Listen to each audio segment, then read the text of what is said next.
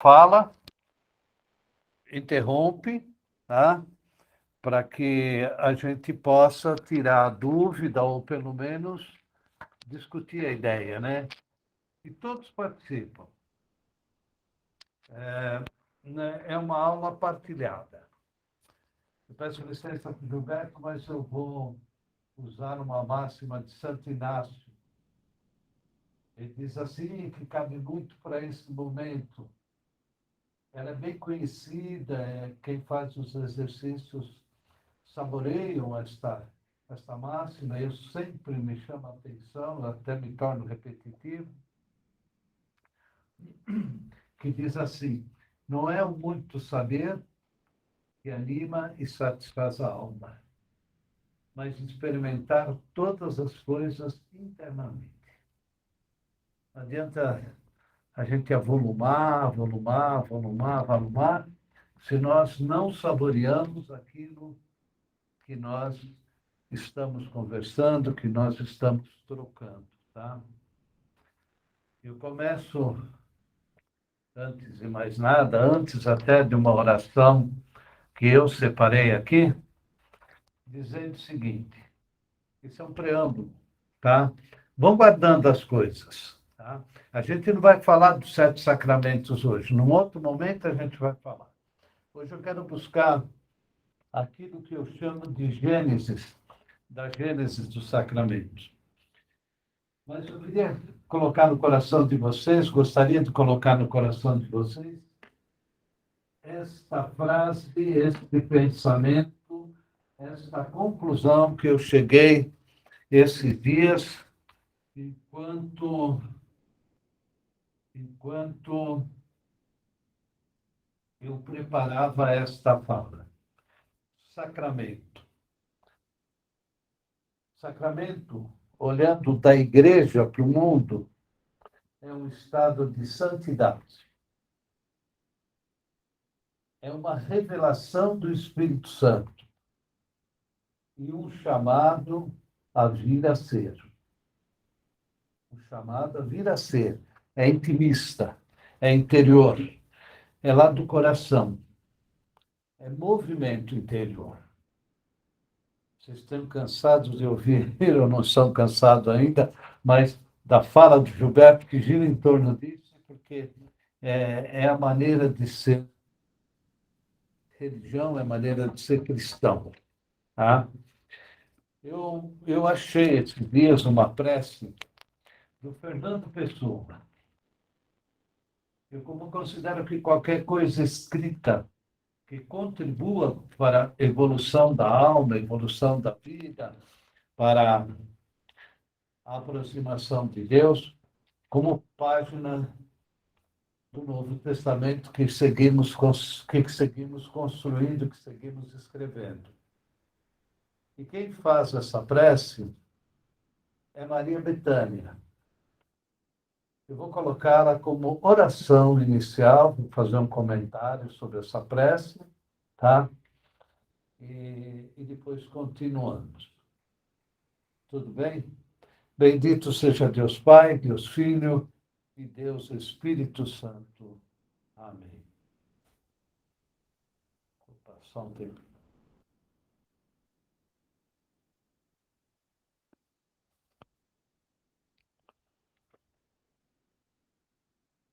Senhor, que és o céu e a terra, que és a vida e a morte, o sol és tu, e a lua és tu, e o vento és tu também. Onde nada está, tu habitas. Onde tudo está, o teu templo, eis o teu corpo. Dá-me alma para te servir e alma para te amar. Dá-me vista para te ver sempre no céu e na terra. Ouvidos para te ouvir no vento e no mar.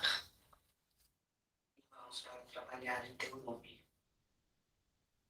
Torna-me puro como a água e alto como o céu. Que não haja lama nas estradas dos meus pensamentos, nem folhas mortas nas lagoas dos meus propósitos. Faze com que eu saiba amar os outros como irmãos e te servir como a um pai. Minha vida seja digna da tua presença. Meu corpo seja digno da terra, tua cama. Minha alma possa aparecer diante de ti como um filho que volta ao lar. Torna-me grande como o sol, para que eu te possa adorar em mim. Torna-me puro como a lua, para que eu te possa rezar em mim. Torna-me claro como o dia, para que eu te possa ver sempre em mim. Senhor, protege-me e ampara-me. Dá-me que eu me sinta teu. Senhor,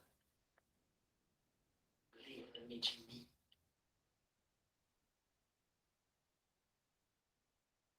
Senhor, livra-me de mim.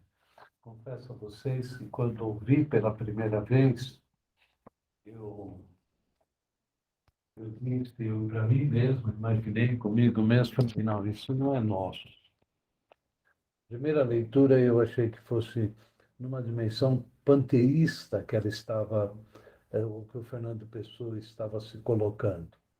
A princípio parece mesmo, né? Deus é sol, Deus é isso, Deus é aquilo, mas ele parte desta visão para entender que Deus é aquele Pai de Jesus Cristo, aquele que se revela à humanidade e se revela na natureza, né?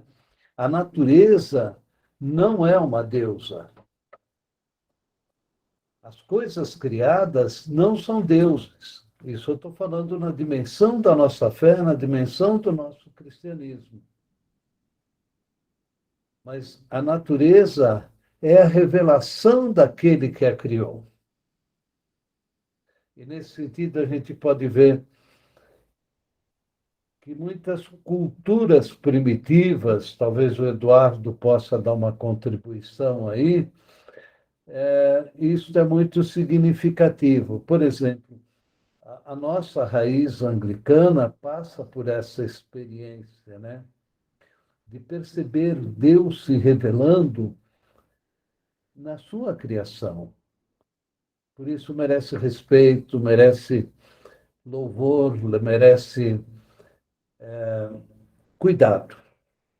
Em outras palavras, cuidado. Tá? Eu estou aqui já puxando alguma coisa para essa questão do que é e o que está por detrás daquilo que se revela como sacramento. Tá? Eduardo, quer falar alguma coisa? Se quiser, levanta a mão. Porque eu pergunto isso porque... Não, tá bom. Lá na frente, se alguém tiver uma pergunta... Uma outra coisa que é importante para colocar sobre sacramentos, antes de entrarmos nas questões anteriores dos sacramentos, é que há uma discussão, nós somos de uma igreja reformada, mas somos uma igreja reformada que segue a catolicidade como ela é. E eu já ouvi a gente me questionar assim, você acredita nos 7 sacramentos? Porque nós só acreditamos em 2, aqueles que Jesus instituiu. Batismo e Eucaristia. Aí eu lembro o seguinte, e eu trago isso para vocês também como um dado, se alguém quiser dizer não, não é isso, também pode dizer, a gente... Mas eu me lembro sempre que Jesus nos deu o Espírito Santo sobre a igreja. E o Espírito Santo orienta a caminhada da igreja. E na caminhada da igreja aparecem os 7 sacramentos conforme a sua, ou como resultado da sua experiência evangélica. Se não foi Cristo foi a Trindade, porque nós não podemos separar a Trindade. É Pai, Filho e Espírito Santo, nosso Deus. E o Espírito Santo, ele age sobre a igreja e sobre o acontecimento da igreja. Isso é super importante. Uma outra coisa também, eu quero sair um pouquinho dessa questão espiritual, tanto para falar de uma outra coisa que é comunicação. Sacramento é canal de comunicação. Vamos entender o que é isso. Antes de falar dos sacramentos, que eu sei que nós nós precisamos falar, conhecer os interlocutores dessa comunicação. Porque a comunicação tem sempre um emissor e um receptor, um canal de comunicação e um feedback, uma volta ao emissor, aquilo que foi anunciado. Se nós olhamos para o livro do Gênesis, a gente tem isso muito claro, né? O Espírito de Deus estava sobre as águas. A Trindade aí se manifestando de novo. Mas voltando à questão da comunicação, e falando desta coisa dos interlocutores, de quem é Deus e quem somos nós, quem é o outro que se comunica e quem sou eu gostaria de lembrar que os sinais são muito importantes para as relações. Não existiríamos se não houvessem relações, se não houvesse troca, se não houvesse experiência de fraternidade, se não houvesse a aceitação de amor. Se Deus não estava presente no momento da nossa concepção. Vamos lá, o texto de Jeremias, né? Estava no ventre de sua mãe, eu já te chamei. Né? Então, vamos a isso. Está sendo colocado aí um slide. Se vocês puderem observando que eu vou discorrer um pouco sobre isso que está aí no slide. Depois a gente retoma. Tá? Então, veja bem. Mas eu, quando dava aula, falava sobre isso, que ninguém é sozinho, nós somos em grupo, e como cristãos aqui, a gente pode dizer que nós somos espelho e imagem da Trindade, né? Eu dizia o seguinte: nem para nascer você pode ser sozinho. Aliás, nem para acontecer como vida. Um homem e uma mulher, com uma longa história de vida, se encontraram, se amaram e você nasceu. O Andy e a Gabi estão a par disso, né? Como é que é esta realidade? Eu quero chamar a atenção a respeito da comunicação. E quando nós olhamos comunicação como sacramento, nós podemos afirmar que os sacramentos são sinais administrados pela Igreja para comunicar a graça de Deus, o interesse de Deus por nós. Olha que magnífico isso! Vir aproximando-se da nossa vida, sendo nosso companheiro, para sermos companheiros no projeto de Jesus Cristo, para caminharmos com Jesus Cristo. O início da igreja era essa. Não era pertença de uma comunidade ou de outra, mas era o segmento de Jesus. Se formos elencar aqui os sacramentos ministrados pela igreja, com certeza, acho que a maioria saberá quais são e como nos relacionamos através deles. Conhecemos os sinais que apontam para Deus. Claro que digo isso de uma maneira generalizada, porque ainda mesmo dentro da igreja, o sacramento passa por algum estado de superstição. Precisa batizar para dar sorte, precisa isso, precisa aquilo, mas não consegue perceber o que é de fundamental no sacramento, que é essa relação comunicativa. Deus me busca e eu me entrego. Deus me deseja e eu me sinto amado. É este relacionamento que nós precisamos anunciar na igreja, enquanto clérigos, enquanto pessoas que trabalham consagradas ao serviço do reino. Vou procurar nos situar um pouco passo a passo, levando em consideração nossos interesses, nossa fé e conhecimento que temos de nós mesmos e de Deus. De onde nascem os sacramentos? É a partir de Maria, a partir do Batista, porque os sacramentos são do Novo Testamento. Mas nada é por acaso.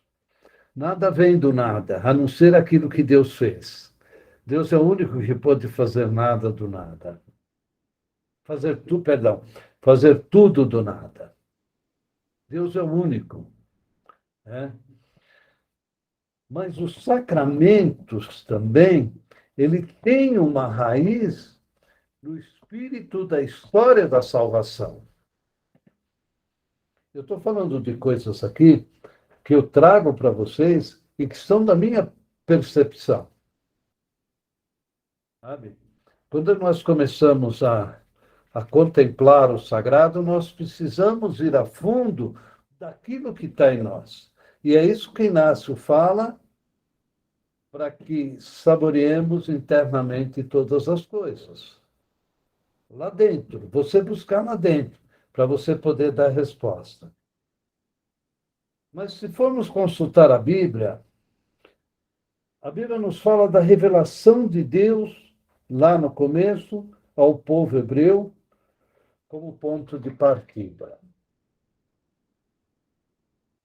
O desejo de Deus por este povo. A busca de Deus por este povo. E a gente começa a entender o processo. A história se revela, ou revela aos poucos nos acontecimentos do povo de Deus, quem ele é. Primeiro ponto de partida, quem é Deus?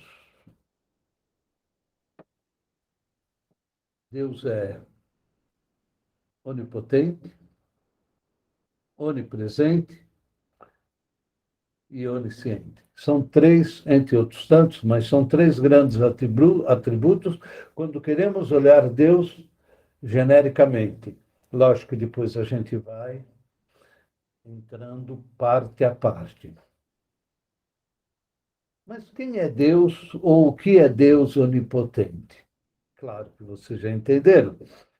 É aquele que tudo pode, é o Deus Todo-Poderoso. Se ele é capaz, só ele é capaz de criar todas as coisas do nada. Quer mais potência do que isso? Observemos a natureza. Podemos, no máximo, fazer é transformar qualquer coisa, porque a matéria já existe. A matéria já está aí, pela onipotência de Deus. A matéria se faz presente pela onipotência de Deus. Falando da matéria natural, não matéria transformada, qualquer material feito pelo ser humano. Deus, O segundo atributo é Deus é onipresente. Deus é a capacidade daquele que pode estar em todo lugar. A música falava isso. O Pessoa falava isso. Eu sempre que eu leio alguma coisa de Pessoa, eu me lembro, eu e Maria, minha esposa, que nos sentamos na cadeira de Pessoa, onde ele fazia os poemas, lá no Café Brasileiro, em Lisboa. É uma coisa assim que eu fico imaginando o que se passava dentro do coração. Sinceramente, eu acho que ele tinha uma dimensão religiosa, porque um dos seus heterônimos era voltado à vida religiosa. Mas onipresente, como já disse, é aquele que pode estar em todo lugar, todas as partes e ao mesmo tempo. Em qualquer lugar que estivermos, poderemos contar com ele. Mas Deus também é onisciente. É aquele que tem o conhecimento total de todas as coisas, sem precisar ter aprendido. Aquele que é pleno no conhecimento, que conhece as coisas e de nada daquilo que conhece tem necessidade de aprendizado. Então, veja, não olhemos estes atributos do lado de fora, mas olhemos para o esplendor daquilo que Deus é e aquilo que Ele nos chama a ser. Sede santo, como eu sou santo. O Jesus dizendo, sede santo, como o Pai do céu é santo. Não me conheces, Felipe? Quem me vê, vê o Pai. Onde que nós podemos ver a Deus no nosso dia a dia? Santa Isabel, aqui no Ipiranga, lá em Paraty. Não sei se o Júlio está aí, mas em Caçador, sei lá, em todos os lugares. Quero dar uma passada aqui agora nesse slide, vou ver se eu enxergo. Deus é santo por excelência.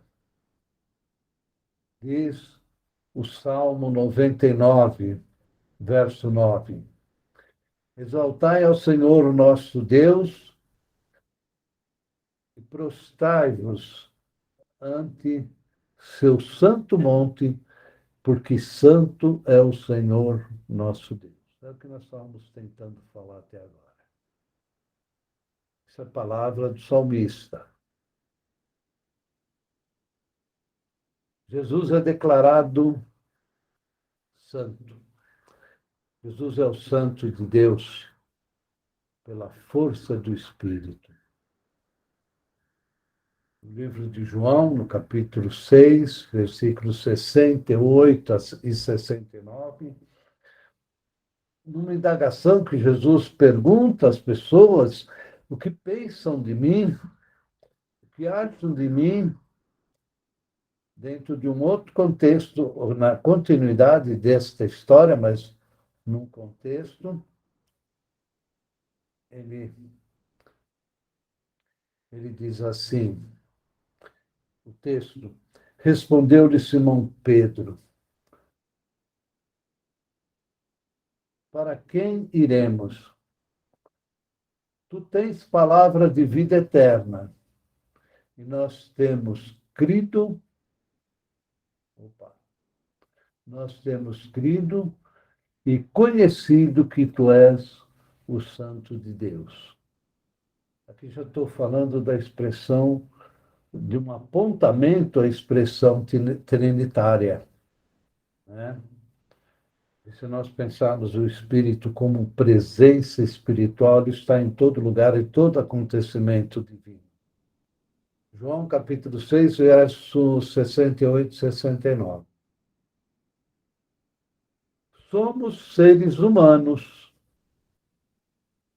convidados a Deus, por Deus,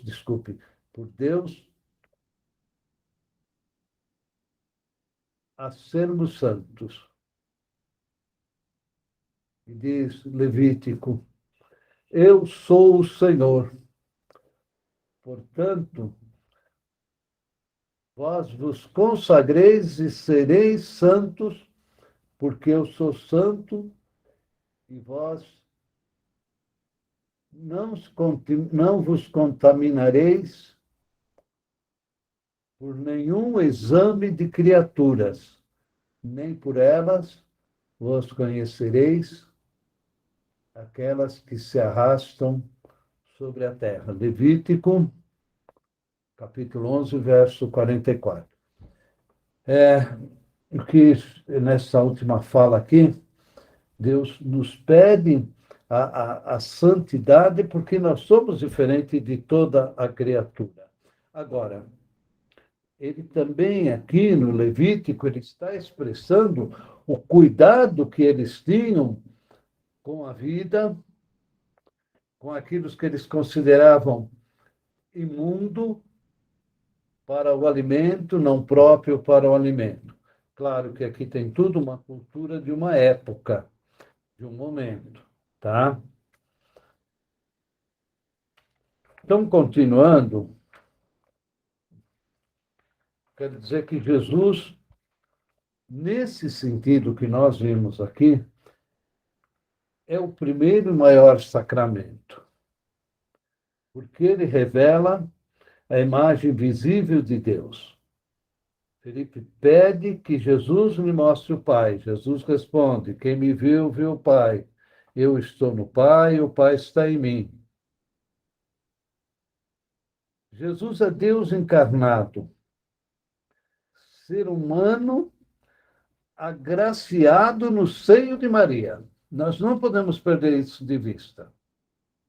É o sim de Maria que nos possibilita este sacramento, que não elencamos entre os 7, mas ele é a raiz de todo sacramento. Jesus está a boa nova. Jesus está à feitura daquilo que a igreja precisa fazer. Jesus é Deus encarnado, ser humano, porque foi agraciado no seio de Maria. Tenho lá Lucas 1, 26, 31. Ele é sinal concreto de Deus. Toda relação feita através dos sinais concretos, imagem, palavra, gestos, sentidos, nós, humanos, somos seres simbólicos e os sinais são essenciais à nossa condição. Ser simbólico. Se alguém tiver alguma pergunta aí, a gente pode conversar um pouco.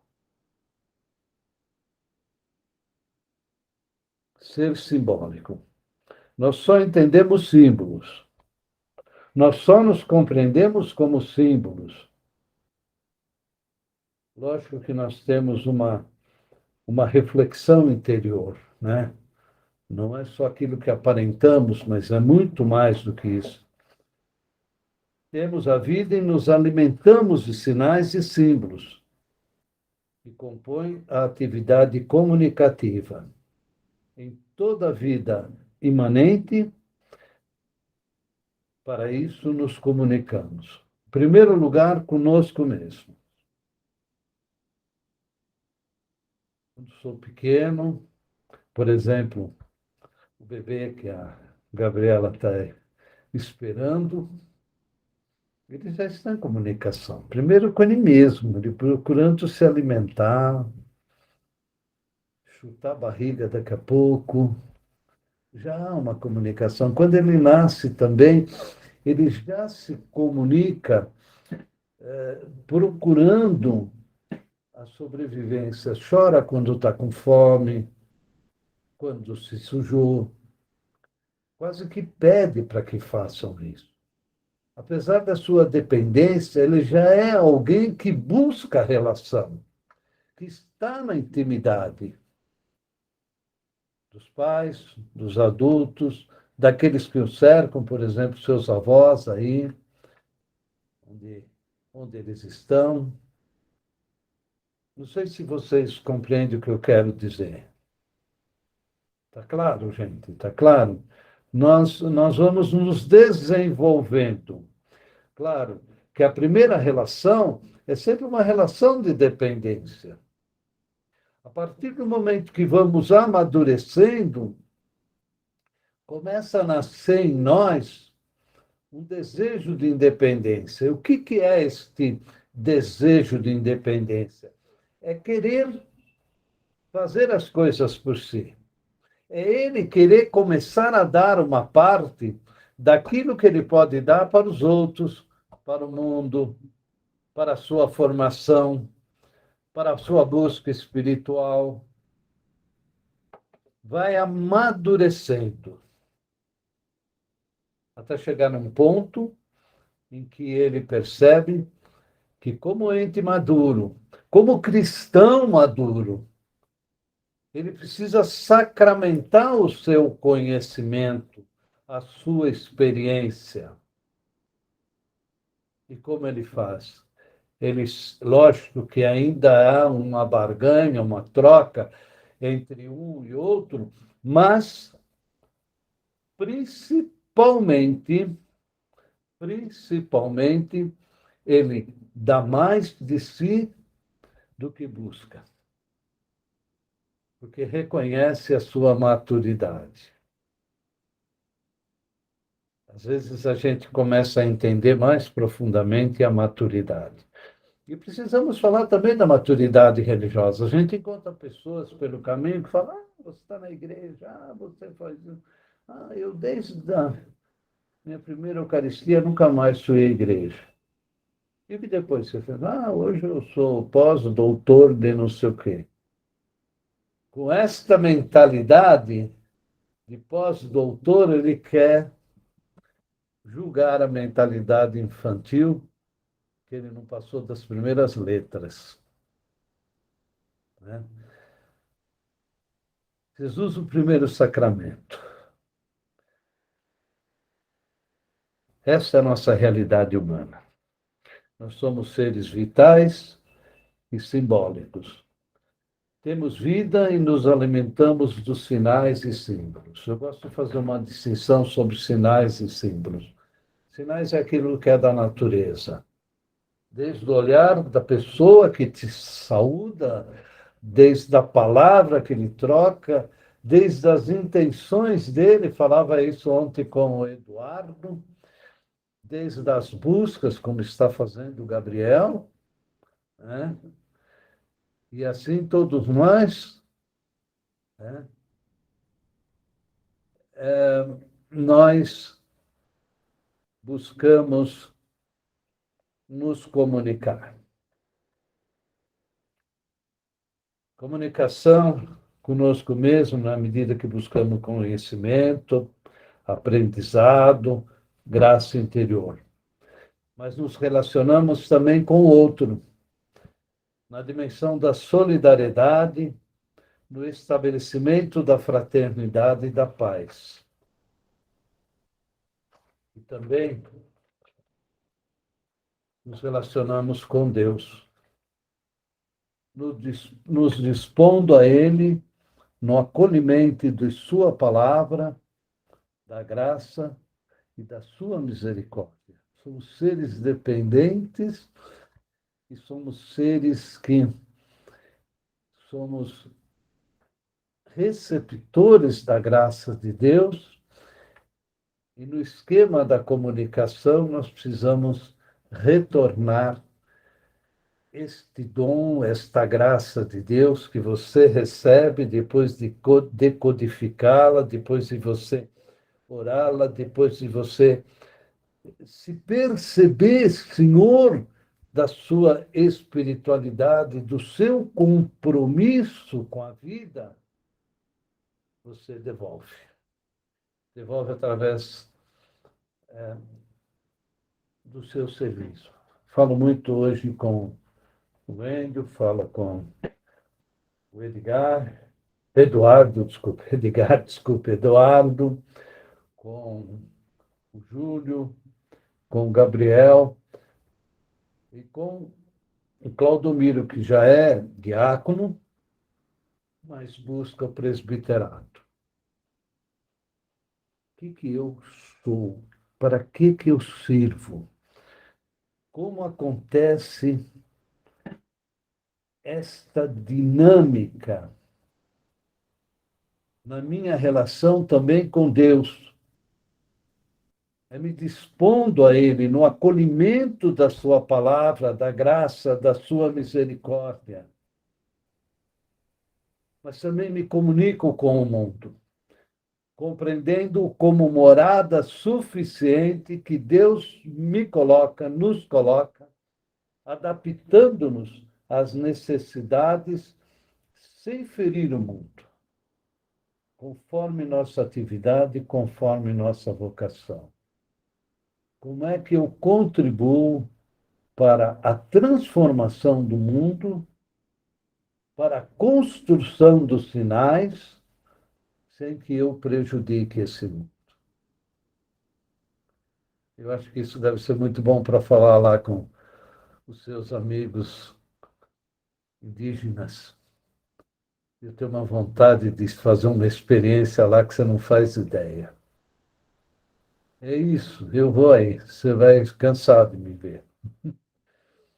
Veja, meus irmãos, a dinâmica comunicativa que somos, à medida do desenvolvimento e do conhecimento, que é o que nos conduz à relação íntima, na concretização da relação e da comunicação criador-criatura. O evangelista João apresenta esse movimento: verbo, protótipo, graça e sacramento. Alguém está com a Bíblia em mãos aí? Alguém podia ler para mim João 1, de 1 a 14, é isso? É, acho que é. Hã? Hã? Não entendi. Você vai ler ou...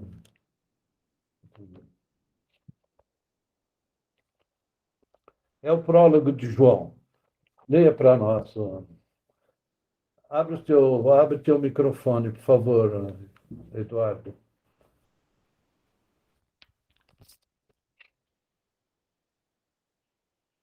Abre o seu microfone.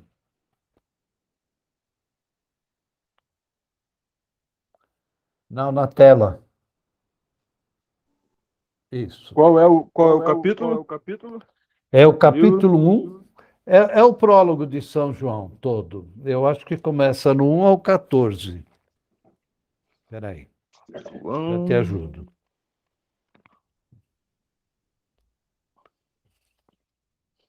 Capítulo São João, capítulo do 1 ao 14.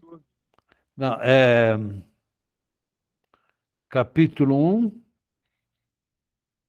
Ah, não, eu estou na epístola. Aqui na minha Bíblia não. É até o 10. Até o 10, então é isso mesmo, pode ler. Eu estava na epístola. Me desculpe. Então, o que era desde o princípio, o que temos ouvido, o que temos visto com nossos olhos, o que temos contemplado, as nossas mãos têm apalpado, no tocante ao verbo da vida, porque a vida se manifestou e nós temos visto. Damos testemunho e vos anunciamos a vida eterna que estava no Pai e que se manifestou. O que vimos e ouvimos, nós vos anunciamos, para que também vós tenhais comunhão conosco. Ora, a nossa comunhão é com o Pai e com o seu Filho Jesus Cristo. Escrevemos-vos estas coisas para que a vossa alegria seja completa. A nova que dele temos ouvido e vos anunciamos é esta: Deus é luz e nele não há treva alguma.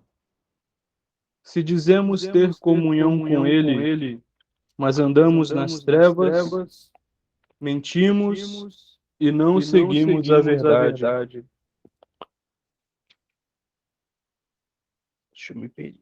Se, porém, andamos na luz, como ele mesmo está na luz, temos comunhão recíproca uns com os outros. E o sangue de Jesus Cristo, seu Filho, nos purifica de todo o pecado. Se dizemos que não temos pecado, enganamo-nos a nós mesmos, e a verdade não está em nós. Se reconhecemos os nossos pecados, Deus aí está, fiel e justo, para nos perdoar os pecados e para nos purificar de toda a iniquidade. Se pensamos não ter pecado, nós o declaramos mentiroso e a sua palavra não está em nós. Filhinhos meus, isto vos escrevo para que não pequeis. Mas, se alguém pecar, temos um intercessor junto ao Pai, Jesus Cristo. Eu acho que já passou. Ah, desculpa. Né? Era até o 10, né? Sim, O pode Verbo passar. estava no mundo, o mundo foi feito por intermédio dele, mas o mundo não o conheceu. Não, mas está ótimo. Está ótimo. Esta é uma releitura, alguns teólogos o entendem como uma releitura da criação, do texto do Gênesis da criação. Jesus é o cerne, e por ele todas as coisas foram feitas. Se estamos em comunhão com ele, estamos em comunhão com Deus. Isso é uma coisa. Nós precisamos entender, eu estava falando, acho que eu devo ter pulado um pouco, que quando a gente olha para a história da salvação, para a promessa da aliança que é feita, primeiro, não dá para dizer isso ou não é, mas primeiro a Abraão, depois a Jacó, depois a Moisés, e assim foi indo. Esta, para mim, esta bênção da aliança que passa para filho do Pai, é hereditária. A bênção da aliança, a bênção que Deus dá quando ele se compromete com as diversas figuras do seu povo, vai desembocar em nós enquanto igreja. E aqui acontece o sacramento nesta continuidade da bênção. Se nós pegarmos a palavra de Deus no Antigo Testamento, a gente vai vendo a consequência e os acontecimentos dessa bênção. Por exemplo, a história do Esaú e Jacó, a briga pela bênção, a venda da bênção da aliança por um prato de lentilha. Mas é tudo sinal para que nós possamos entender o que está na interioridade do acontecimento, do texto, ou da suposta capacidade que temos de olhar mais internamente as coisas. Então, os sacramentos acontecem como Maria, uma aliança. Achaste graça diante de Deus, faça-se em mim conforme a tua vontade, porque o sacramento tem essa dimensão. Alguém que se oferece, ou alguma coisa que se oferece, e outro que recebe. Uma vez conversando, eu não é que eu seja partidário disso, mas eu achei uma explicação muito bonita para entender o efeito do sacramento. Claro, isso na visão da reforma protestante. E eu procurei no diferente tirar também uma mensagem para mim. Eu perguntei para um pastor luterano, quando termina a Eucaristia, vocês não têm sacrário, para onde vai? Eles me disseram o seguinte: é sacramento para nós, mas só há sacramento se há oferta e resposta. Eu dou a comunhão se aquele diz, eu creio que isto é Cristo, Cristo está ali presente. Claro, isso é uma visão da reforma. Para nós que cremos que consagrou, está consagrado, o consagrado é para toda a vida, é para todo momento. Mas eles entendem que aquilo não houve consagração, porque não houve a participação daquele que foi o receptor da mensagem. É claro? Então, na Eucaristia, por exemplo, é lógico que a consagração é fundamental porque é feita em comunidade. Porque é a comunidade que consagra, não é o padre, o bispo, mas é a comunidade que consagra. Eu vou falar melhor sobre isso depois. Por exemplo, na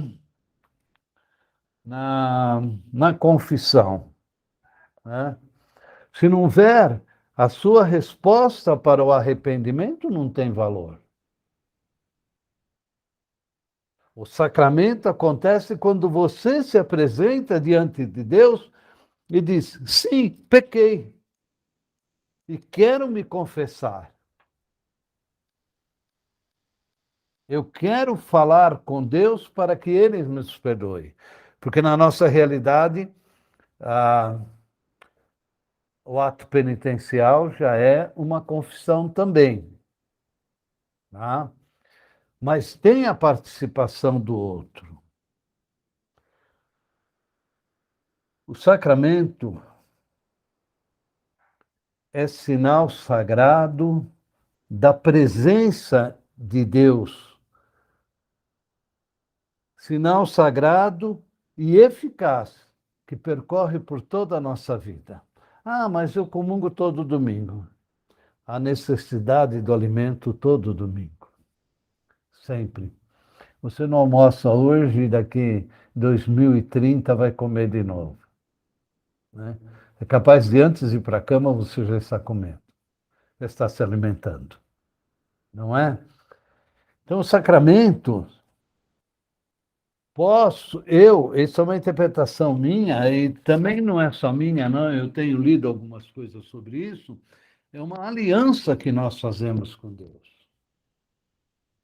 Agora, nós vamos trabalhar isso no próximo encontro, que nós já estamos avançando no tempo. Nós vamos trabalhar depois cada sacramento e qual é a graça que cada sacramento me traz. Como que ele me planifica. O sacramento nos permite, fechando aqui, a vida no espírito. E, consequentemente, a vida no espírito nos proporciona as benesses da salvação. Olha que coisa linda. É movido pelo espírito, não pela intelectualidade. Claro, o conhecimento, claro, o desenvolvimento da intelectualidade é super importante. A fé também é racional. Mas se você não deixa que o Espírito mova dentro de você, o sentimento de Deus aconteça dentro de você, não há sacramentalidade da igreja. Na experiência que fazemos de Deus, o primeiro passo, a primeira manifestação é do próprio Deus. Gilberto fala muito bem sobre isso. O início de tudo é sempre Deus. Se nós olharmos a criação como ponto de partida para a grande oração, que é a vida, nós vamos entender que Deus se manifestou em oração e nós respondemos. Mas a nossa oração contínua, tudo isso é sacramentalidade, nós não podemos dizer isso sim, aquilo não também. Leonardo Boff fala de, como é que ele usa? Sacramentália, não é, Wendel? O Wendel tem um livro aí. E é muito bonito que ele fala dessa experiência, né? A experiência que fazemos de Deus é o primeiro passo, porque é Ele quem. Não somos nós que começamos a oração, não. O nosso diálogo com Deus vem como resposta àquilo que Deus se apresenta, ou aquilo que Deus apresenta, ou aquilo que Deus se revela a nós e pede para nós. Esse é o segredo da vida sacramental.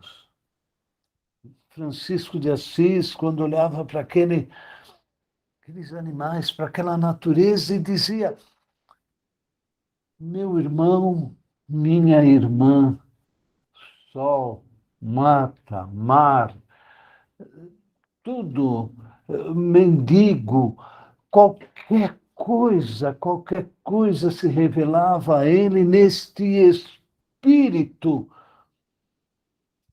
de Deus. E aí há uma sacramentália, assim como os celtas também. Gosto muito dessa espiritualidade. Eduardo também deve gostar, precisa fazer um retiro lá em Itaici, ecológico, muito legal. Retiro ecológico. O que configura a importância é a confiança na própria criação de Deus. Eu confio quando está escrito lá, naquele texto que nos obriga a pensar, naquela linguagem, porque Deus viu que tudo era bom. Deus viu que tudo era bom, que você era bom, que eu sou bom, que nós somos bons, que a igreja é boa, apesar de nossas falhas, nossos pecados, nossos erros.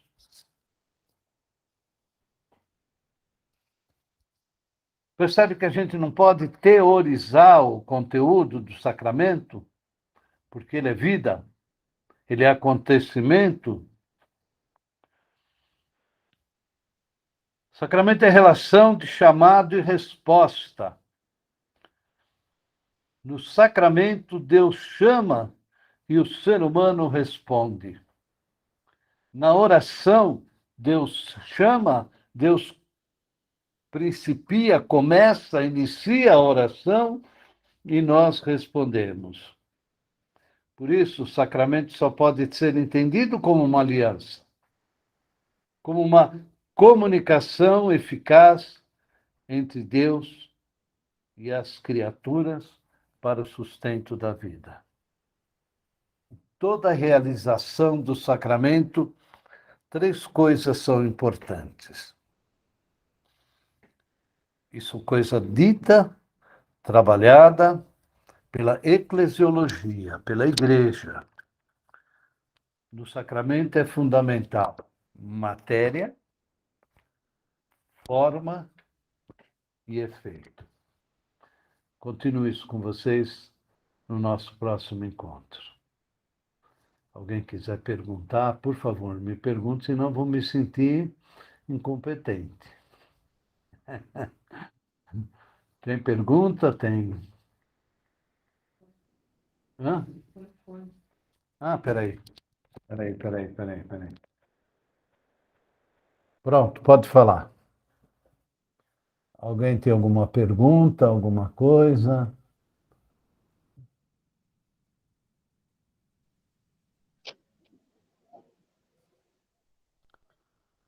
Itabira, Pois não. o senhor me permite. Quem está falando? Gabriel. Ô, Gabriel. Boa noite. Tá bom, meu filho? Beleza, antes de tudo, boa noite a todos. Vamos lá, o senhor disse não é mais ou menos uma pergunta, né? Acho que Não é entendi. aquilo que eu tenho Repete, dito, por favor. né? Primeiro, o senhor disse que o sacramento, né? Logo no final das suas falas aí, chamada e resposta, né? Aham. E lembrou muito aquela formação que eu e eu realizamos sobre Estou escutando. escutando. Chamado. Tabira, o senhor precisa desativar o seu microfone. Tá duplicando. Ah, é? Tirar aqui, então.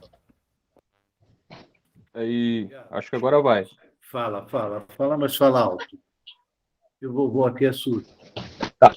Tá me ouvindo bem? O pessoal tá me ouvindo? Vai, pode falar, Gabriel. Boa.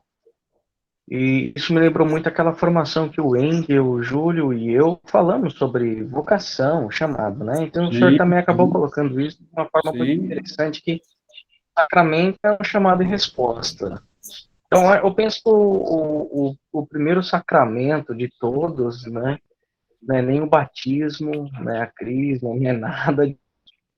Eu acho que o primeiro sacramento de todos é o chamado à vida, né? Sim. Deus, ele nos chama. Primeiro dom aí a gente chama, né? Mas já é sacramento, né? É sacramento quando a gente entende que sacramento é uma coisa que foi sacramentada, que na sua concepção, né? Quando você foi chamado à vida, Deus sacramentou a tua presença. É isso que eu entendo também, né? Mas é uma comunicação, é uma resposta ao sim que o seu pai e sua mãe deram no sentido de te preservar a vida. Exato. Então, assim, quando falar de sacramento, acho que esse primeiro sacramento é o sacramento do chamado à vida, né? Do chamado ao existir, como diz, se não me engano, é Descartes, penso, logo existo, né? Então, é o chamado a existir, o chamado a ser o sal da terra e a luz do mundo.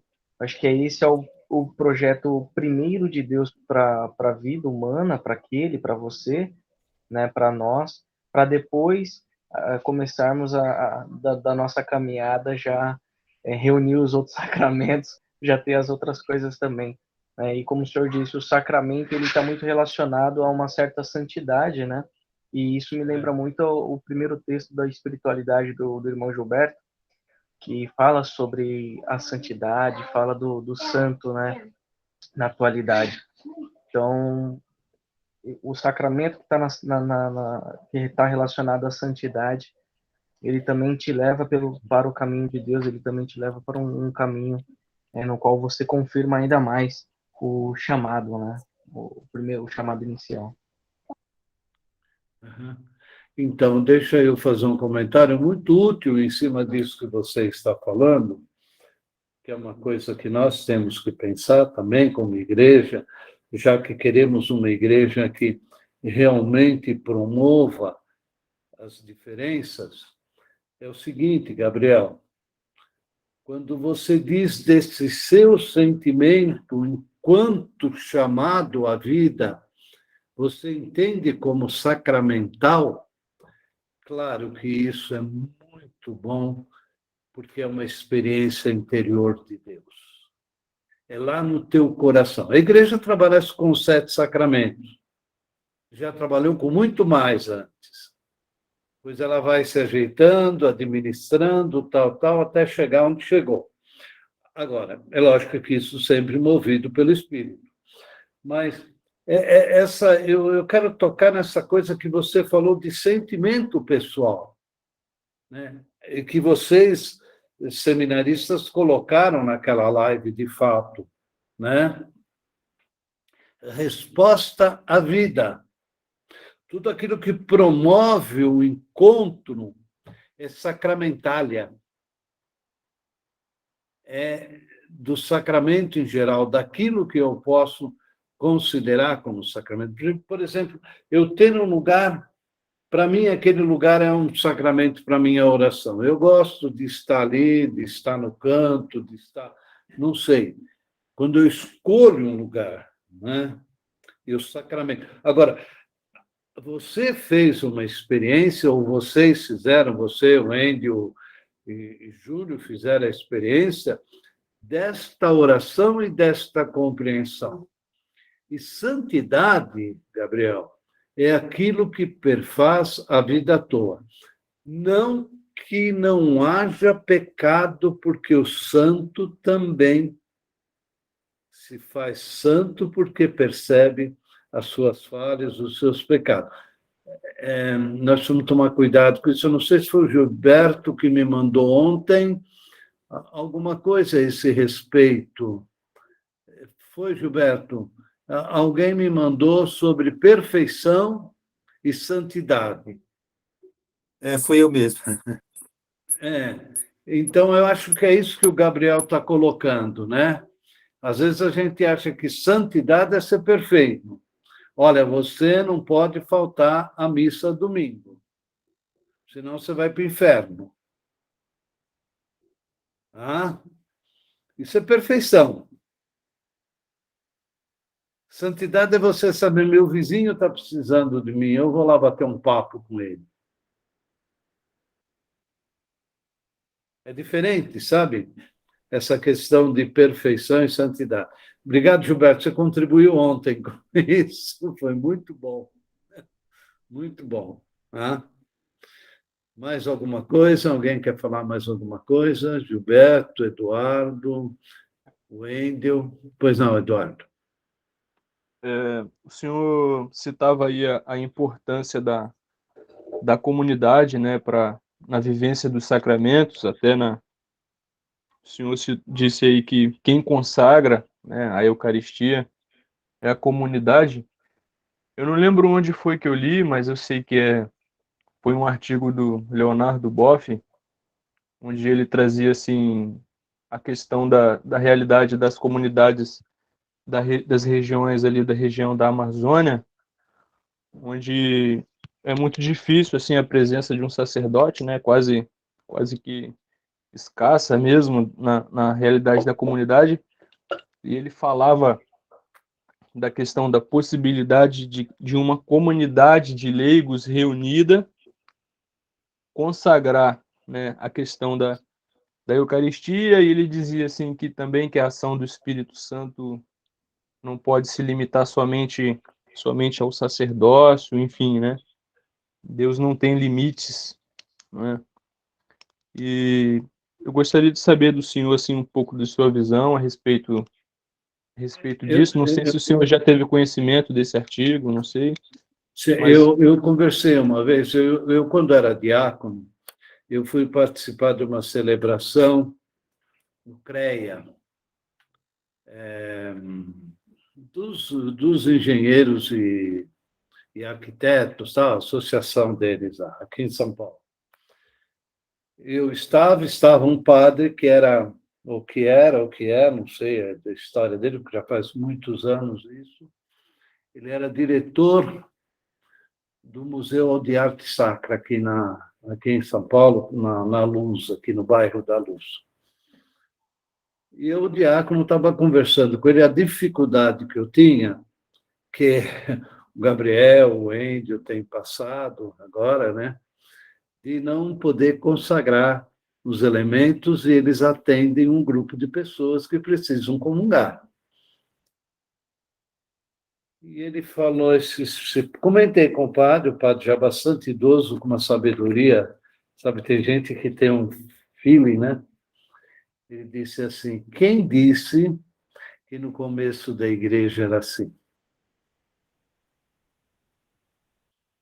Ele era escolhido alguém do grupo para que se celebrasse a Eucaristia e distribuísse. Assim como atender a confissão era em comunidade.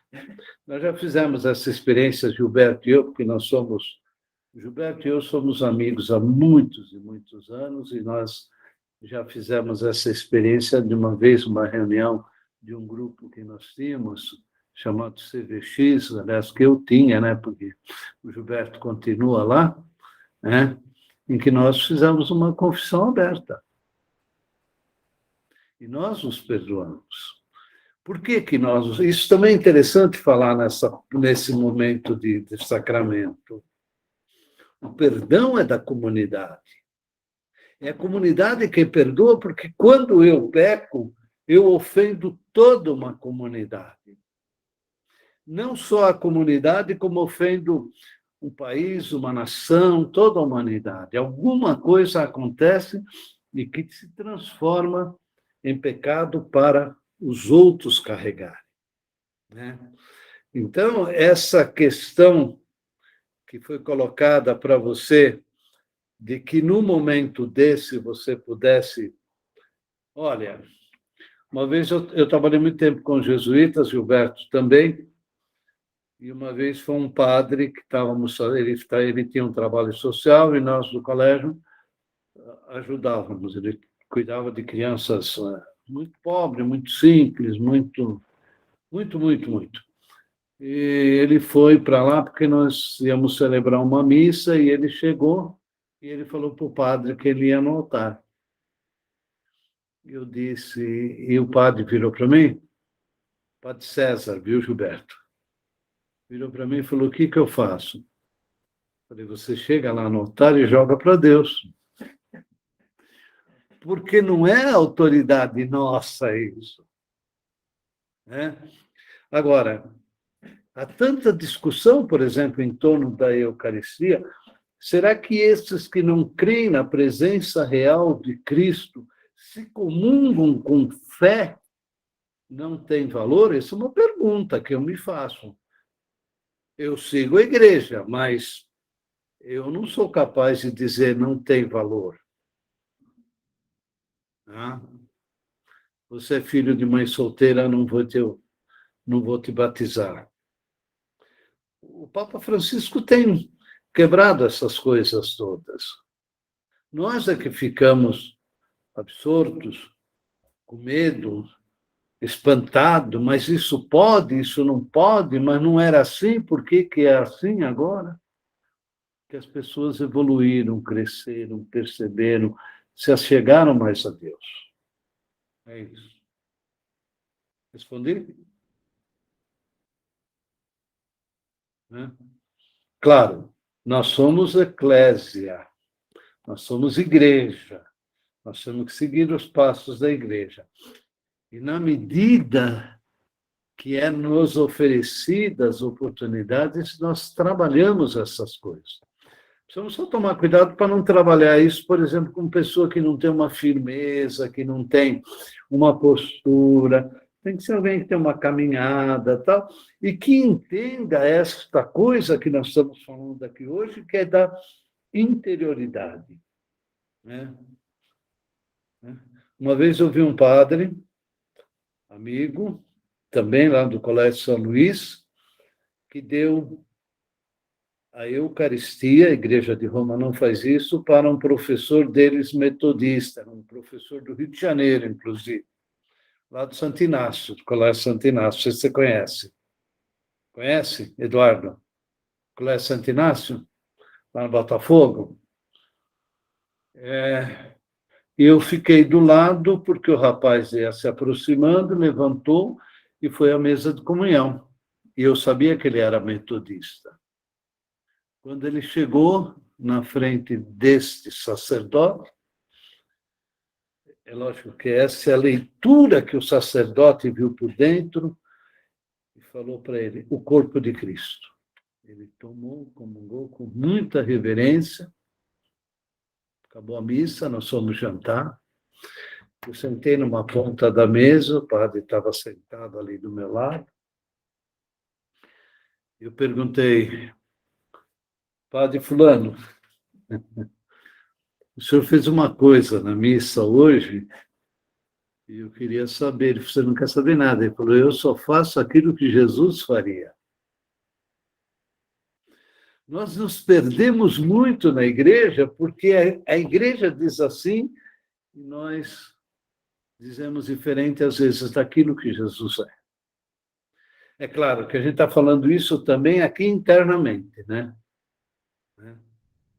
Não é capaz de alguém vir aqui buscar minha bula amanhã.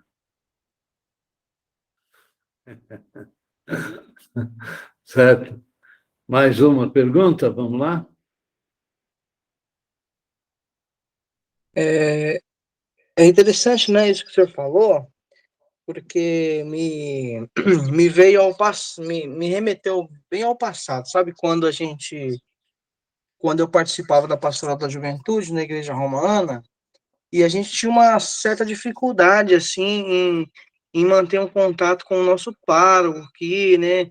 Ele não gostava muito da juventude, ele, não sei, sabe, o que esses padres pensam, sabe? Porque a, a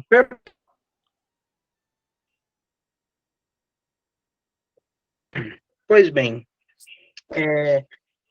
tantas as vezes que a gente celebrava, né, a gente fazia uma celebração, um encontro tal, e sem essa presença do padre e tal, né, a gente fazia uma celebração, um momento assim de partilha do pão, né, então é aquilo que o senhor falou, que a comunidade faz o sacramento, o torna ali sacramental, né, é justamente isso, né? Porque muitas vezes a gente realmente não tem essa presença dessa pessoa que que pode ali fazer, né? Tem a autoridade ou tem aquela coisa de estar ali fazendo o sacramento, mas a comunidade sim tem esse poder, né? Porque Leonardo Boff diz que tudo é sacramento, né? Tudo que se volta para Deus é sacramento. Então, sacramento está em tudo, né? Está em todas as coisas que nos voltam, que nos remete a esse lado espiritual que nos volta para Deus. Então, é muito importante, muito interessante o que o senhor falou, sabe? E realmente, nessas comunidades da Amazônia, existe uma dificuldade muito grande, porque são comunidades que são praticamente impossíveis de chegar até, né? Às vezes já há um grande movimento, né, da igreja anglicana, de outras igrejas também, de outras comunidades, né, lá na Amazônia. Só que é muito pouco ainda, né? É muito pouca participação, até porque lá são lugares que são de difícil acesso, são comunidades literalmente eles estão fechados ali numa mata fechada, difícil chegar. Então, eu acho que vai muito disso, sabe? Nós temos que, de fato, nós temos que fazer Você trouxe aquilo que na a tua gente pode, né? fala uma contribuição muito grande, Wendel. Nós precisamos fazer uma distinção entre sacramento e sacramental. Sacramental é tudo. Você beija o altar antes da celebração. O altar não é sacramento, mas é um sacramental porque me conduz a uma experiência de Deus. Entendeu? Então, você colocou muito bem isso. O partir o pão é um sacramental, mas não é um sacramento. Isso olhando pela administração, que eu disse, da igreja. A igreja administra isso, e precisa administrar, que é para não se perder. Tá? Porque senão começa também um monte de coisa aí. Mas, por exemplo, nós estamos reunidos, bom, para a gente não falta padre, né? Não falta quem celebre, né? Mas você, por exemplo, lá no asilo, e você distribuir um pedaço de pão e dizer que aquilo é sacramento. Não, aquilo é um sacramental. Você está lidando com pessoas de idade, com pessoas que precisam mexer com a sua sensibilidade, com as pessoas que precisam sentir a presença de Deus de alguma maneira, né? Isso aí. Obrigado, viu? E vocês. Gilberto, você me pega na rua amanhã. Não, tudo bem. Tá ótimo. Tem uma pergunta? Não, não, tá ok. No momento, não. Não, né? Entrei muito na sua área. Oi, Não, Edgar. não, de jeito nenhum. Não, não. Ah, que bom. Boa noite. Nada Só disso. para contribuir, então, é interessante essa fala. Boa noite, Claudomiro. Boa noite, Eduardo. Boa noite, Wendel, Júlio, Boa noite, boa noite. Gabi, Davidinho, Gilberto, Dona Maria que está aí do lado, Gabriel. Então, só para enriquecer um pouquinho mais, né? Nós, anglicanos, também pegamos muito daquilo de Santo Agostinho. Então, vocês vão ver muito Santo Agostinho também na questão teológica, principalmente a questão de sacramentos. Os dois caminham juntos, a questão eclesial, a questão sacramental. A fala, esse artigo, ele está na IHU. Depois, se vocês quiserem, eu mando o texto que o Eduardo falou, que é justamente, foi no Sírio da Amazônia, lá em 2019. Então, está tendo reflexo da igreja daquele tempo agora. Por que eu digo reflexo? Eu digo de conhecimento de causa porque eu fui à Amazônia enquanto era ainda frei religioso, não tinha nenhuma ordenação, e realmente é complicado. Complicada a questão das comunidades ribeirinhas, das comunidades indígenas, e é complicadíssimo porque não tem. E numa comunidade religiosa, numa formação religiosa, todos consagram. Por isso que todos partem daquela premissa da tradição judaica que é o Pessah, né? A passagem de celebrar a Páscoa, celebrar a vida. Então, por isso que esse é o primeiro sacramento. Hoje, acho que o Eduardo havia me perguntado alguma coisa sobre isso. E me veio justamente essa tradição, que é a tradição de Nosso Senhor Jesus Cristo, por isso que tem justamente a Santa Ceia, né?